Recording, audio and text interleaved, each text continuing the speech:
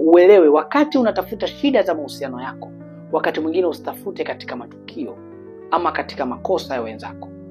Pia tafuta katika namna ya maisha ama ya machaguo yenu mliyofanya juu ya mahusiano yenu. Kama mahusiano yako yanahusiana na mambo haya na kadhalika tofauti na hili, hebu dili kwanza na kuyahamisha mahusiano yako yatoke katika haya mambo mengine na aanze kuhusiana na upendo na chaguo. Huku ndio kwenye namna nzuri ya kuhusiana nyinyi. Upendo ni zaidi ya watoto, ni zaidi ya pesa, ni zaidi ya wazazi. Sio, unanielewa? Kuna familia ziliishi maisha fulani hivi kabla ya kupata watoto, na baada ya kupata watoto maisha yamebadilika. Tunajua hiyo. Nafahamu kuna namna fulani mwanaume alikuwa anakuchukulia kabla hujampatia watoto. Baada ya kumpatia watoto kuna namna anapunguza namna anapokuchukulia. Kama alikuwa anakupenda sana, upendo unapungua, unahamia labda kwa watoto, ama anakuchukulia kama ni mzazi mwenzake, wewe upo tu hapo. Watu wakula na ubata wanakuwa ni wanawake wengine. Si unanielewa? Yaani kuna mama watoto alafu kuna mke wangu.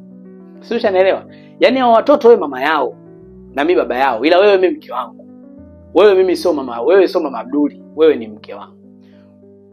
Kwa hivyo vyeo vinatakiwa, ukiwa na maarifa mazuri, vivuke wakati unamtazama mwenzako. Usimtazame kama mama Abduli.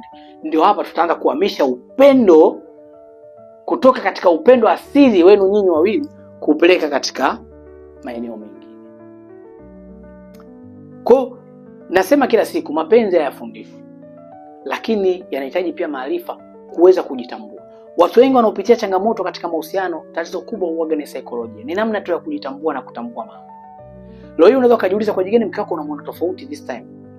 Ni kwa sababu umuoni kama mkeo, unamuona kama mzazi mwenzako. Leo unajiuliza kwa nini mume wako unamuona tofauti?